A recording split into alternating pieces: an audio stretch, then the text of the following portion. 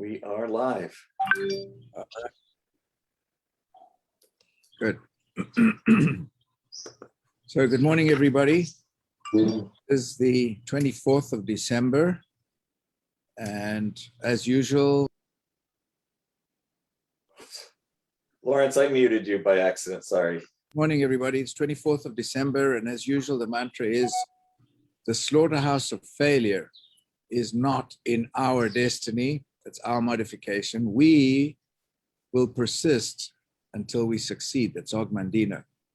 So fittingly, when we talk about mindset, and it's the last mindset call of the year, it's the day before Christmas, Dan and I were just thinking about it, and we thought about the mindset of giving and what it really means and what it should mean and how it works.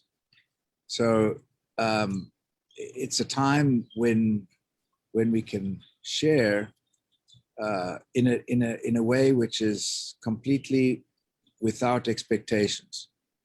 And we share because we want to, because we live in the abundance and because we feel good about what we do.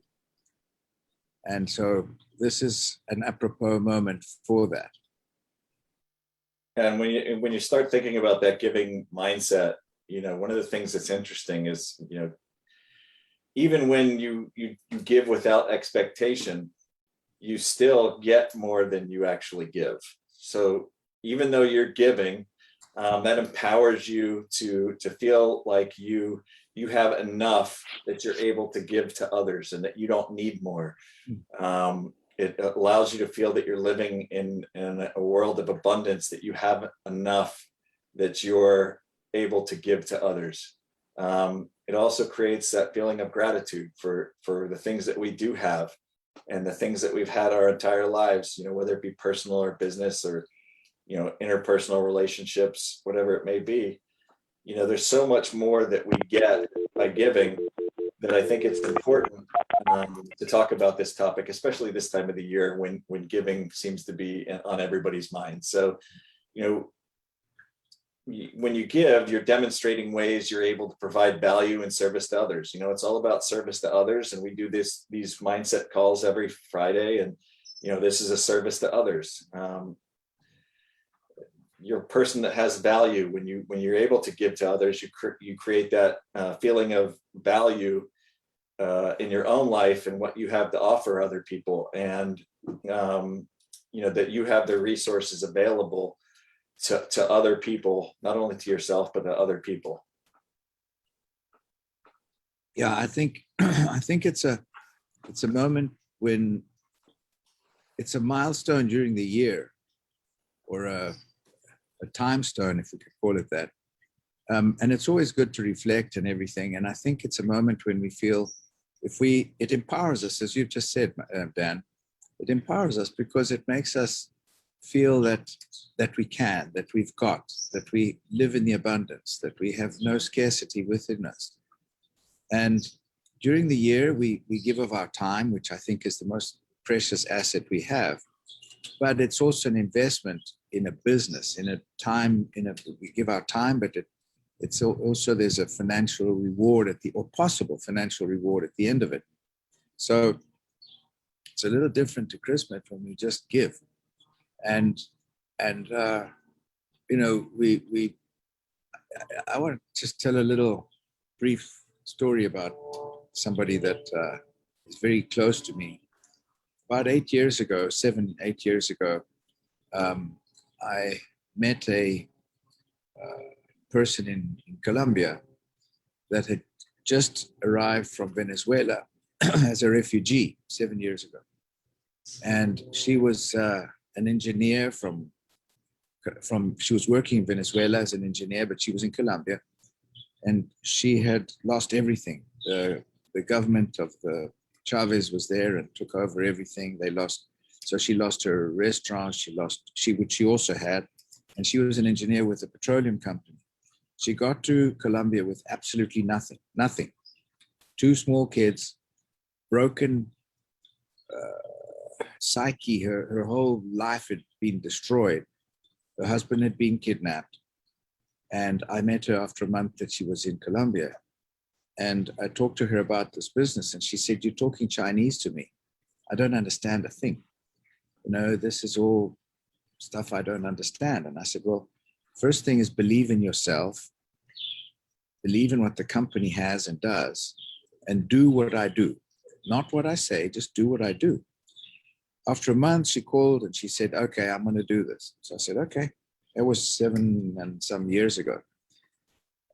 So fast forward, last year, last year already, beginning of last year, her husband had an accident, became a quadriplegic for a while. Miraculously, he's slowly recovering. But she lives in a 19th floor apartment, tiny little apartment, with her husband, who was able to join her after he left Venezuela. And he was also a director of a company, and he lost everything. So anyway, they're living in this apartment. Husband's quadriplegic. They both had COVID. And yet she just persevered, and she never lost sight of her goals. She never lost sight of who she was. And this week, I was really touched because she's got, as I say, tiny little apartment. Her kitchen is about the size of my, dining room table. And yet, yesterday she was showing me she was cooking for 50 people. And what she had done is that she had agreed with all her family not to give any presents, but to put the money towards buying food to prepare food. It's a different thing to go to the supermarket and buy a basket of stuff and just give it out. That's easy. But to have the inconvenience and the discomfort of actually having to cook the food for 50 people in this tiny little stove. And it was chicken and it was stuff like that. So, and what they were doing, the kids were all involved, both the kids, and her husband with what he could do. And that was to give to needy people. So just kind of make all this food, drive around, see anybody that's really needy, and give them the food. And I'm thinking, this lady had absolutely nothing.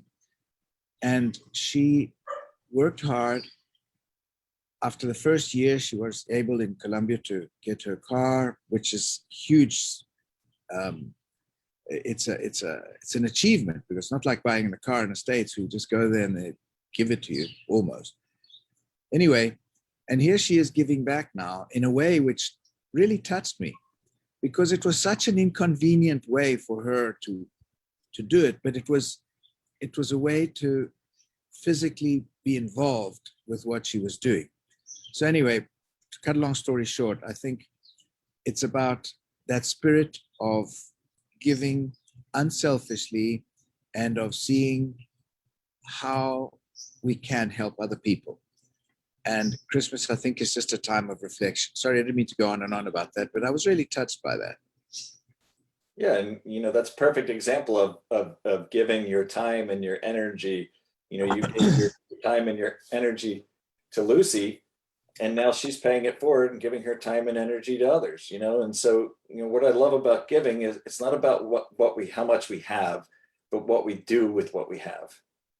And some of the most rewarding ways that we can invest time, energy, money, and resources are in the service of others. Giving to others, helping others that are in need, helping others that don't have what we have, whether it be the means financially or having a car or whatever it may be. But it's when you give, you kind of reframe what you have, right? It makes you more appreciative of those things that you have, your current position in life. You're telling your brain that you have enough. You can afford to give more. And it teaches you don't need more to be happy. I'm not happy with the things that I have, the tangible things that I have aren't what makes me happy. It's all the things that I'm able to do because of what I have. I'm able to help others. I'm able to be in the service of others. I'm able to show gratitude to others. And especially this time of year, it's super important. You give to others. It's a thought that counts. It doesn't have to be something large. It can be just something, telling somebody that they look fantastic, a perfect stranger, helping them take their groceries to their car at the grocery store, holding the door for them or whatever it may be, just giving them something. It doesn't have to be tangible. It can be, just a really warm hello or a happy holiday.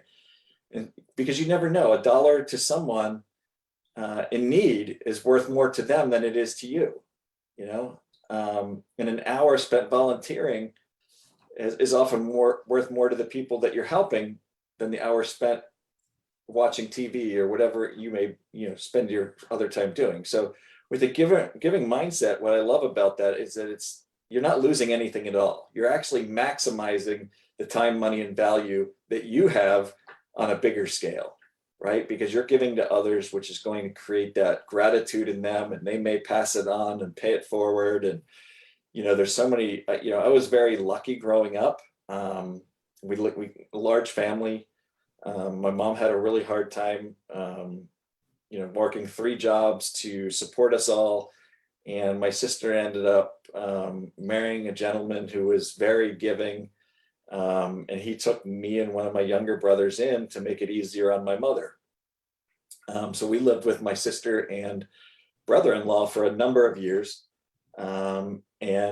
That's why I have an amazing mindset of giving and gratitude today, because he gave to us wholeheartedly. He treated us like family. He treated us like we were his sons.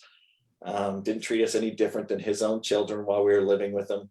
And because of that, I'm constantly looking for ways that I can pay it forward. I mean, and we're not talking about, spending, little amounts of money. He actually helped pay for college, and he gave my mother cars and, all kinds of different stuff. So, I mean, he was an amazing human, still is. But, that time, energy, financial resources that he had, he used those in the service of others, and now it's created other people that do the same thing, and that's what giving is all about. Giving is about giving something to people because we have more than what we have or more than what we need. And then hopefully by doing that, it's going to make the world a better place because they'll pay it forward and they'll have gratitude. And, that's one small thing that we can do to make the world a better place, at least in our little sphere. So there's something interesting from here, Dan. First of all, I think there are people, what I call people of light in this world, and obviously your sister's husband was one of those. And hopefully that if we're lucky, we can reflect some of that light and be beacons of light ourselves. But I also want to mention that our intentions are noble and good. And an example, about, 3-4 years ago, it must be probably about that time. I remember I got, I think it was 100 bags of Vitameal. And there were 8 food banks in vicinity of when the South Florida. I think it was 8 food banks that I found. And so I thought, well, what a good idea. I'll get this Nourish the Children, the what do you call it, the Vitameal, and I'll give a bunch of Vitameal to each one of these food banks, and hopefully make a difference and see how it goes. Just an experiment. And I remember I walked into these places, and some of them had big warehouses, and they were full of things like sticky donuts and bread and chocolates and Mars bars and I don't know what else stuff in there. And I said, well, here's something that is nutritious that could help people, nourish them. So they said, wow, that's so cool. That's very nice. Wow, that's very nice of you. So I said, okay. So I went back about, 3 weeks later, and I started to go around to these different places. And every single one of them said, nah, the people didn't like the taste. And I said, okay, did anybody care to maybe put some curry in it or to put some, just to spice it up a bit? Or they didn't like the taste. And it was too much of an effort to actually cook the food. So I thought about it and I thought, well, you know, even though the people are hungry and we do what we can in our own minds, what we think could be a good thing, not everybody's going to accept it. So again, we've got to understand that we're all different. And some people, we do a small gesture and they, you know, like you've just said, Dan, you may, you know, just randomly help someone with groceries, and they, for them, that's like, wow, you know, pay for the groceries or something just randomly. And other people, not so much. So it's just, we are complicated beings. The important thing is for us to always have in our own minds, in my opinion, the position of abundance, always being able to look as from a position where we can help. Whatever it is we can always do something more. Yeah, and you know, the beauty of, like I keep saying, the beauty of it is when you give more, you gain more. A giving mindset empowers you. It allows you to reframe what you have and really feel good about the things that you have, and realize that others don't have what you have, and that you can be a, you know, a lighthouse to some people that maybe don't have what you have, by providing them something that they need. So when you encourage, when you give, you encourage reciprocity. So, you know, people are more likely to give if they receive. And you know, if you don't think you're in a position to give, I just want to challenge everybody. You know, find small ways, even if it's just giving a compliment, holding the door for someone, friendly conversation with a lonely stranger, whatever it may be. Make one small act of kindness part of your daily routine. You know, the thing about giving is that it really makes you realize how much power you actually have. You know, there's a lot of power in giving somebody a compliment or a small gesture of kindness. You know, sometimes that can keep a person going for days, weeks, months, or even years. So a giving mindset shows us that we often have more power at our disposal than we realize, and we can have a profound effect on others, just with the simple act of giving. And when we give, it empowers us.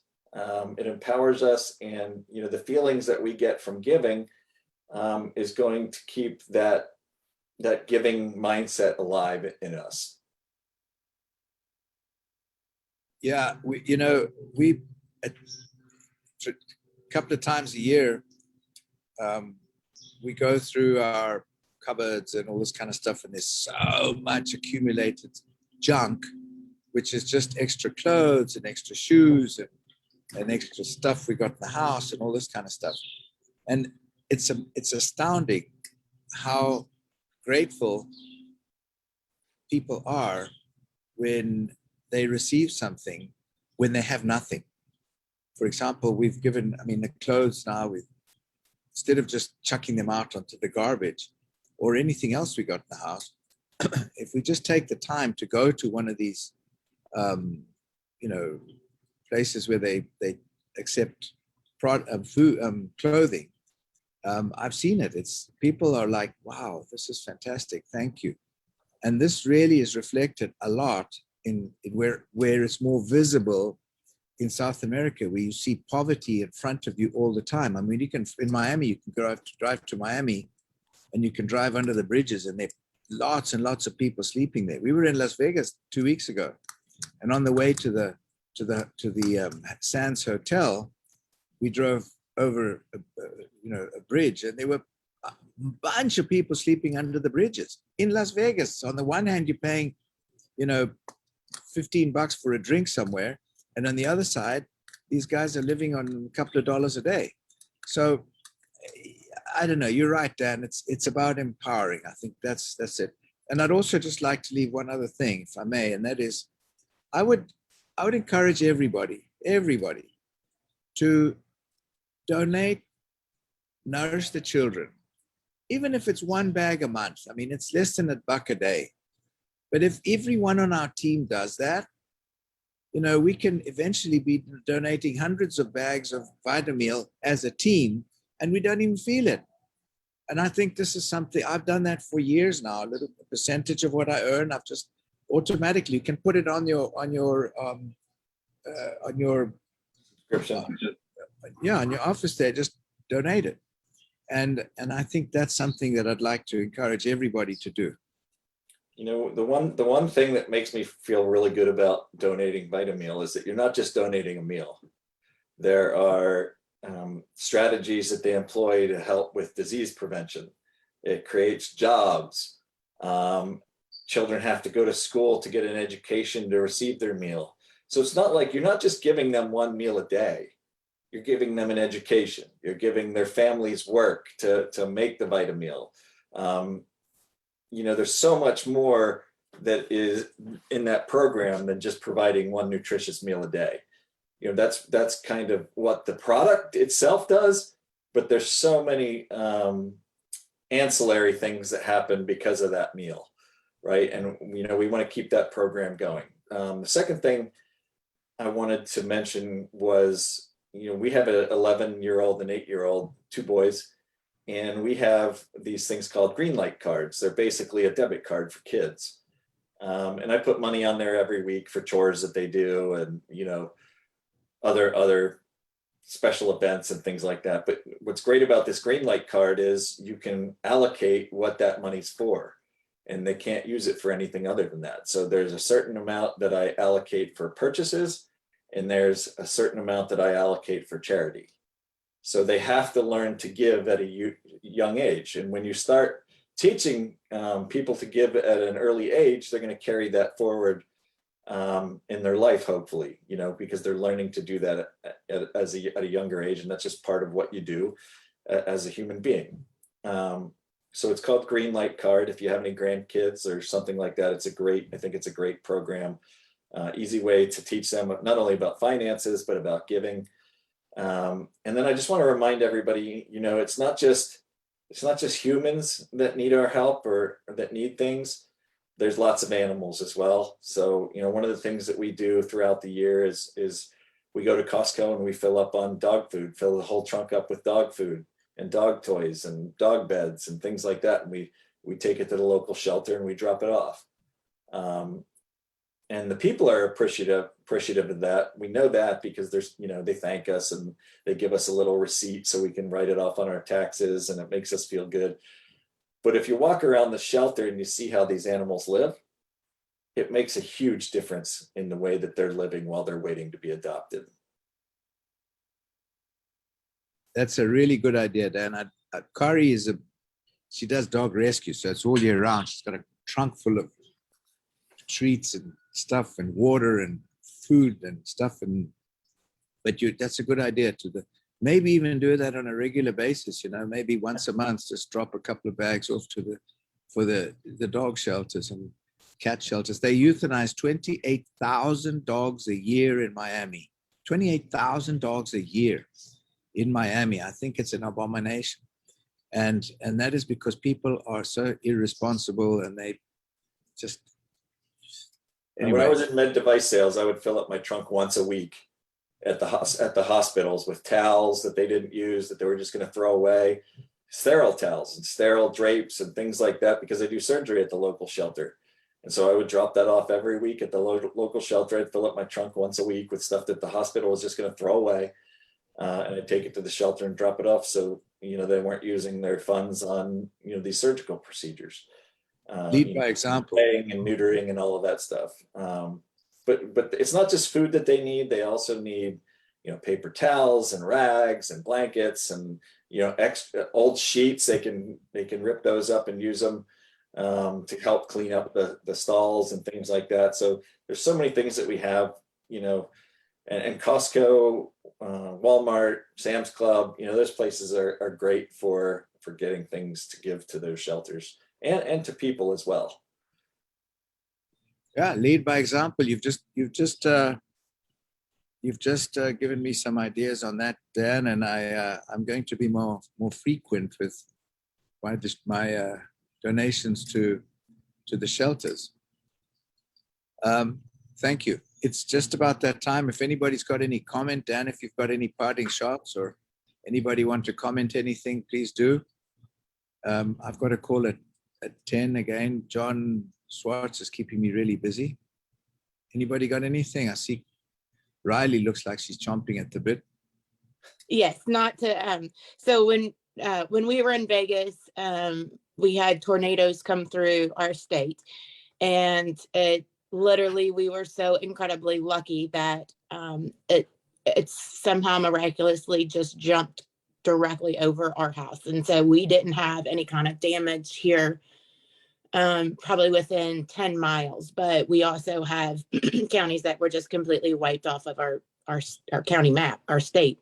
So Monday, when my daughter got home from school, we went to the dollar store, her and her best friend, and we're going through, and I'm like, we're here to help the people that lost, they've lost everything. The tornado took it, and because I wasn't here, she didn't really know what was going on. But so we go to the dollar store, and she's like, Mom, they need bath bombs. And I'm like, Grayson, they don't have a tub, so they can't have bath bombs.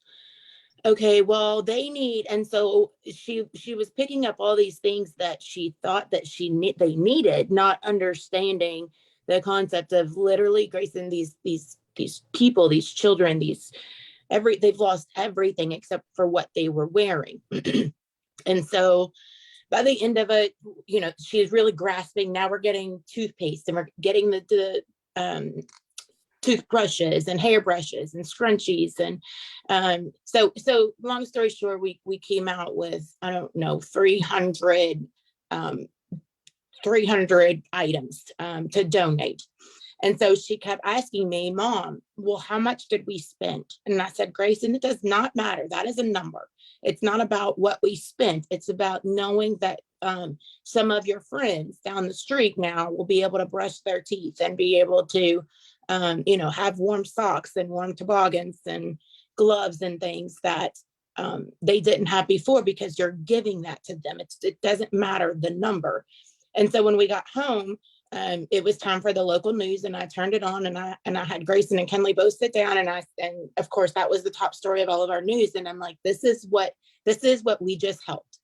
And they're going, oh my Mom, like there's just stuff everywhere. Like, where's their stuff? And then it would zoom in on this little teeny tiny bear that made it.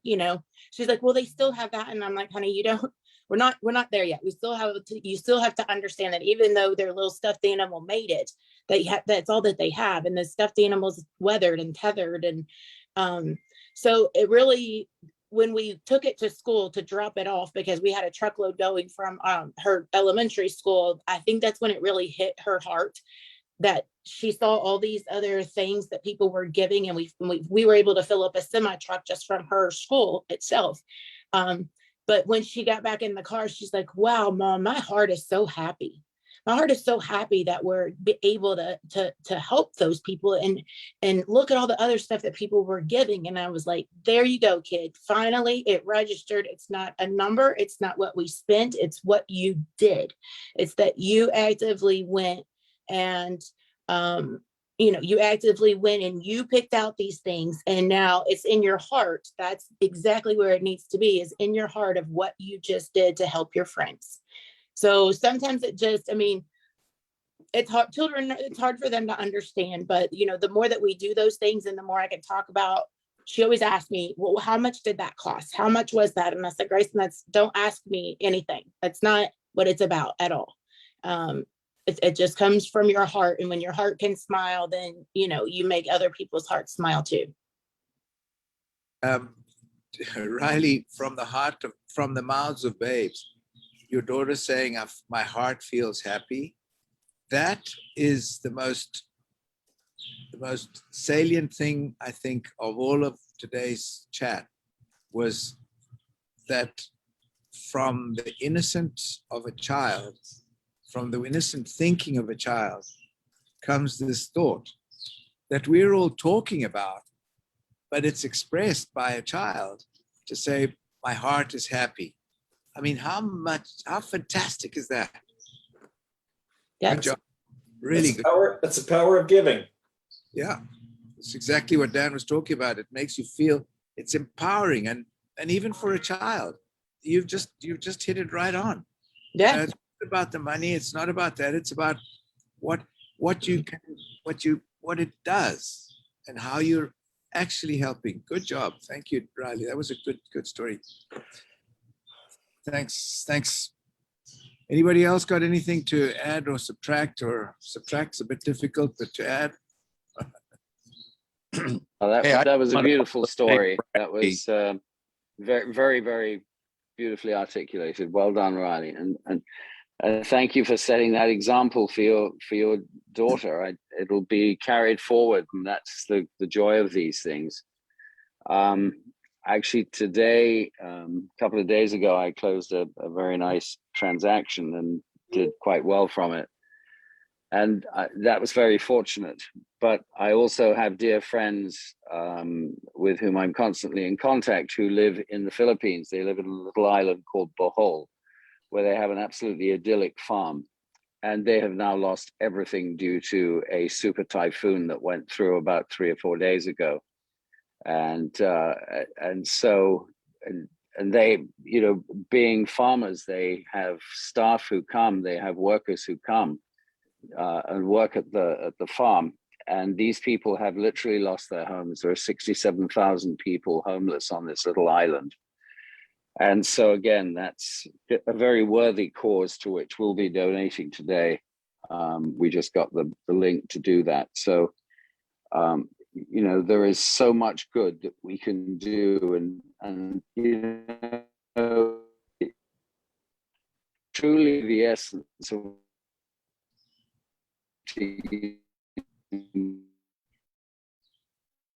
Breaking up, Martin.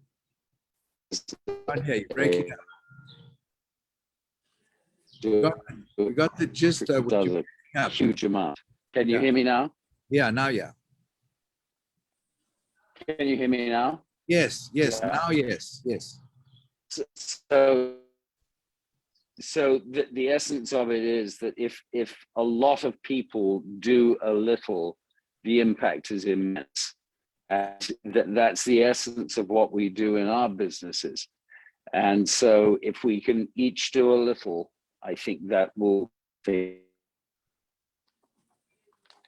100% agree. 100% agree. Right. Thank you, Martin. Thank you, And Mark. also in regards to that is that we really live in a world of abundance, but that abundance doesn't exist for everyone. Small villages can be wiped out, unless in Martin's case, and what we can do to help those others is, you know, the topic of this call today. But it's important to remember that, you know, we live in abundance, and there's so much available to us, and just sharing that is so important. And it's important to realize that not everyone does live in abundance at the moment. So it's a great call today, guys. Thank you. Okay, Dan, thank you. Thanks, Michael. Thanks, everybody. Martin. Merry Christmas. Thanks, everybody, for your input. Merry Christmas, everybody. Blessings. Okay, Merry Christmas, everyone. Thank you next all year. for a great call. Yep, take care. Yep. Thank you. Merry Christmas. Stay well, stay safe. Happy everyone. holidays.